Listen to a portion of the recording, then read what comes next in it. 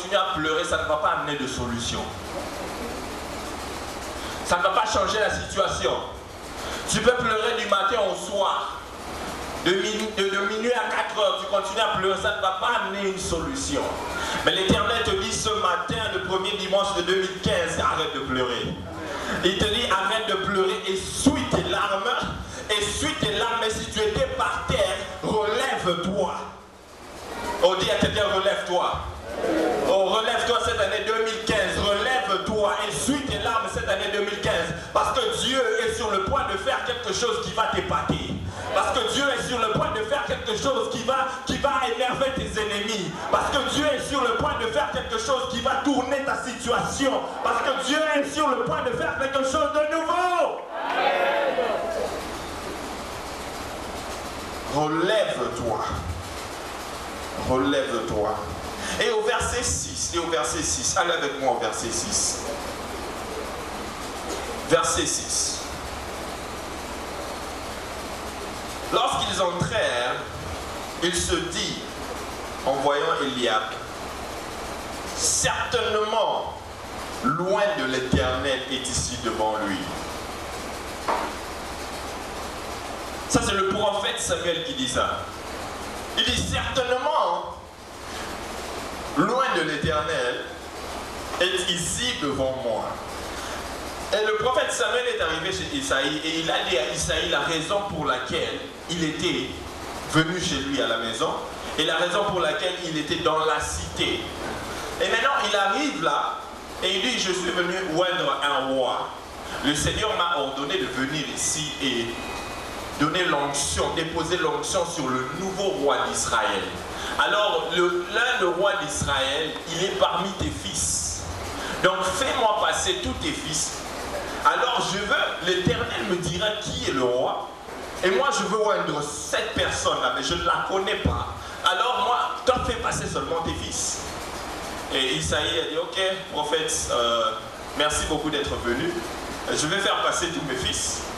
Et je pouvais m'imaginer aller dans la maison d'Isaïe et voir comment les histoires étaient en train de se passer là-bas. Et j'arrive, et Eliab qui se présente devant le prophète. Il vient, Eliab est grand de taille, il est beau, attirant d'apparence, beau gars. Hein, beau gars, vraiment beau. Hein? Et il vient, il passe devant le roi, devant le prophète Samuel. Et le prophète Samuel qui le regarde, il dit, il venait certainement loin de l'Éternel est ici. C'est ça le roi, c'est lui le roi que Dieu m'a parlé, dont Dieu m'a parlé. Mais l'Éternel qui dit, ce n'est pas lui. Mais avant ça, Eliab qui vient, Eliab qui commence à donner un discours. Il dit, bon, tu vois, moi j'ai fait les sciences, les ressources humaines. C'est-à-dire que je sais comment manager les gens. Le roi, il doit être un manager des gens. Donc je crois que je suis le meilleur pour ce poste. Le roi, ne regarde pas mes frères. Je suis le meilleur prophète. Et le prophète s'assoit, il dit, waouh. Et tu as fait quelles études ici? J'ai une maîtrise dans ce domaine-là. Et je suis en train de faire mon doctorat. Le prophète lui dit que c'est lui. Dieu dit, ce n'est pas lui. Mais comment est-ce qu'un prophète de Dieu, il a voulu faire cette erreur-là? De croire que Eliab était le roi. Alors que Dieu a dit, ce n'est pas le roi. Vous voulez savoir pourquoi? Vous voulez savoir? Parce que Dieu a dit au prophète que je fais quelque chose de nouveau. Mais alors, quand si vous regardez Saül, selon les traditions, Saül était un homme grand de taille, était un homme grand, et il était beau de figure. Alors, Saül et Eliab se ressemblaient. Saül et Eliab se ressemblaient. Alors, quand Dieu a dit que je fais quelque chose de nouveau, le prophète a cru que quelque chose de nouveau ressemblait à ce qu'il avait perdu. Alors que quand Dieu dit que quelque chose de nouveau ne ressemble pas à ce que tu as perdu. Quelque chose de nouveau, c'est quelque chose que l'œil n'a point vu, l'oreille n'a point entendu,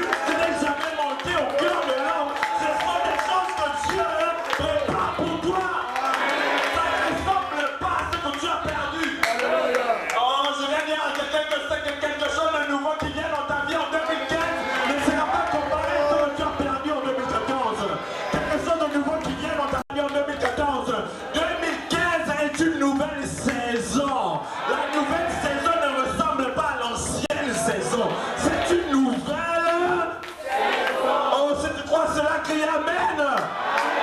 Oh, quand tu cries Amen, c'est là que ton partage cette année 2015. C'est là que ton partage cette année 2015. Quelque chose de nouveau n'est pas la copie de l'original. C'est une originale à part entière. Amen.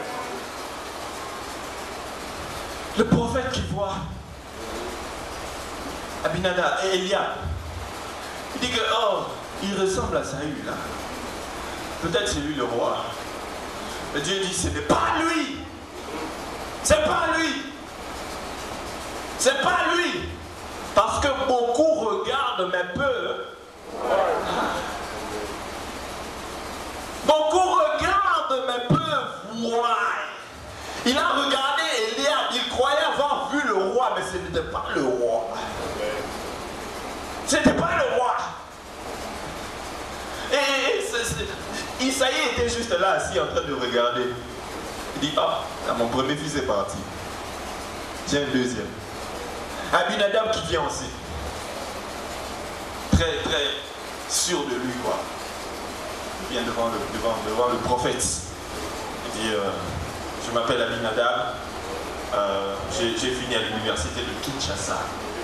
Et puis je suis allé à l'UPEN. Par après, je suis allé à l'ISC.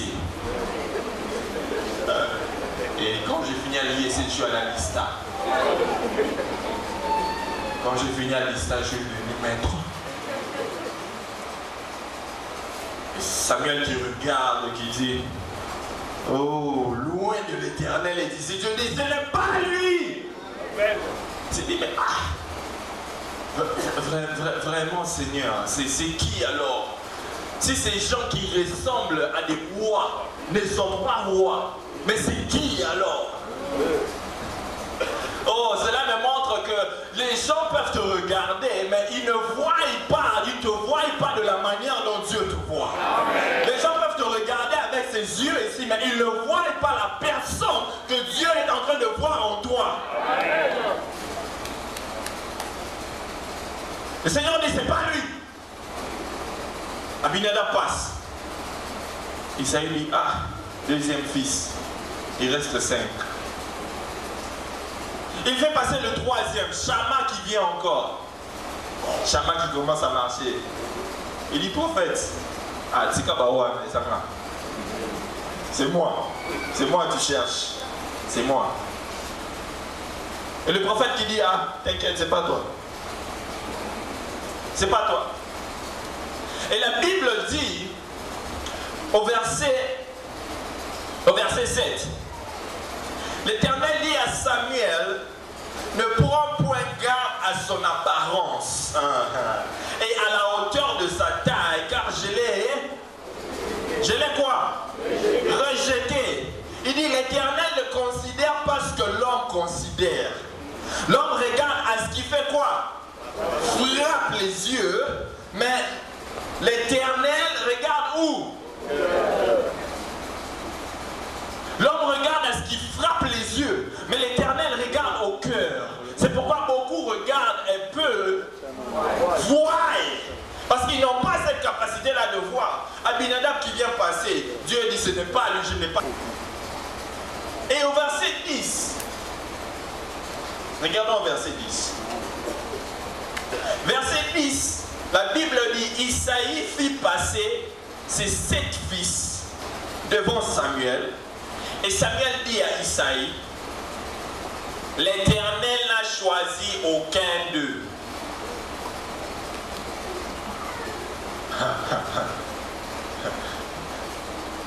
L'Éternel n'a choisi aucun d'eux. 7 fils. Et puis Samuel dit à Isaïe, sont cela tous tes fils? Sont cela tous tes fils? Au verset 11. Et Isaïe qui dit au prophète, il reste encore le plus jeune. Il reste encore quoi?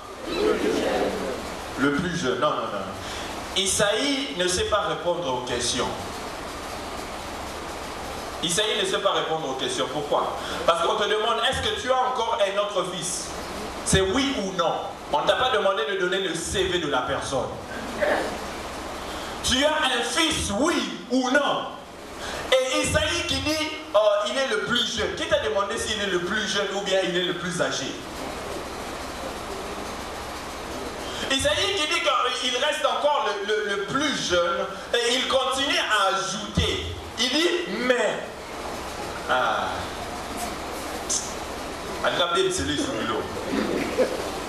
oui ou non? Tu as un fils, oui ou non? C'est tout court. Mais il dit, j'ai encore un, mais il est le plus jeune, mais tu sais quand une personne a tiré au mais, c'est-à-dire il veut te casser. Hein? Donc il veut te casser. On demande dans ton travail, est-ce qu'il y a une personne qui a des compétences, qui peut faire ce travail? Oui, on a un, mais il y a des souris des côtés souris mais il fait paître les brebis. Qui t'a demandé son travail? Qui t'a demandé le travail de ce jeune homme là? Et Isaïe qui dit, il est un plus jeune, ouais. Il est un plus jeune, mais il fait paître, il fait paître les brebis. Il fait paître les brebis. C'est-à-dire, en d'autres termes, Isaïe tout simplement disait que j'ai un autre fils, mais je crois qu'il n'est pas qualifié pour être roi. J'ai un autre fils, mais je ne crois pas qu'il a les potentiels d'être roi. J'ai un autre fils, mais il ne porte pas comme nous. J'ai un autre fils, mais il ne parle pas comme mes autres fils. J'ai un autre fils, mais ils ne sont pas comme nous. En fait, ils portent un parfum qui s'appelle brebis. Il porte un parfum qui s'appelle brebis. Il sent les brebis. Donc j'ai un autre fils, mais sur la liste de ceux qui peuvent réussir dans ce pays, il n'est pas compté dedans. Il n'est pas compté dedans. C'est pourquoi même on ne l'a même pas invité à cette cérémonie. On l'a laissé à l'écart parce qu'on ne peut pas le mélanger avec nous. On ne peut pas le mélanger avec nous. On ne peut pas le mélanger avec nous. Mais vous savez quoi? Celui qui parlait ainsi de David n'était pas une personne étrangère à David. Non. Celui qui parlait ainsi de David était le père de David. Le père de David parlait ainsi de David. Le père de David, quand il regardait, il voyait seulement un berger. Quand il regardait David, il voyait une personne qui ne pouvait pas réussir dans la vie.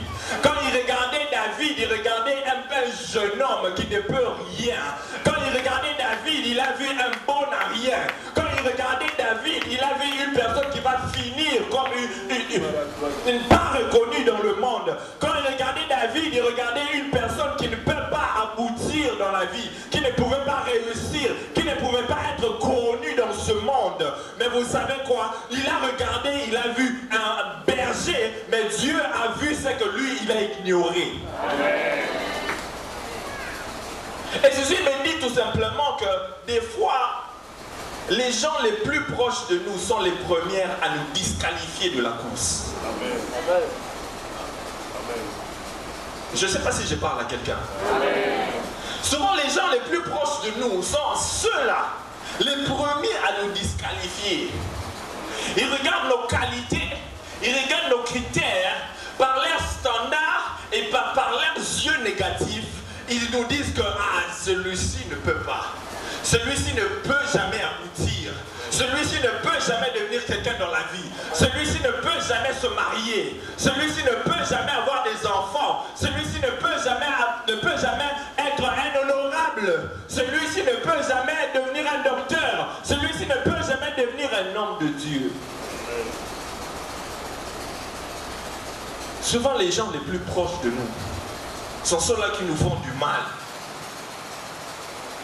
Le père de David qui dit à David, il dit au prophète, non, celui-là, il ne peut pas. Celui-là, il ne peut pas. Celui-là ne peut pas être roi. Il n'a pas les capacités d'un roi. Il n'a pas les capacités de conduire le peuple de Dieu. Il n'est pas qualifié. Il n'est pas qualifié. Mais quelque chose qu'ils oublient, que notre Dieu, il ne travaille pas avec les gens qui sont qualifiés. Oh! Notre Dieu ne travaille pas avec les gens qui sont qualifiés.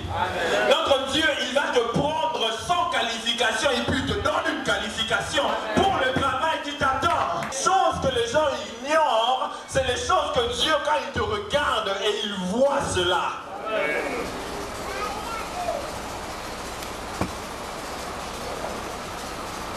Dieu n'utilise pas avec les gens qualifiés.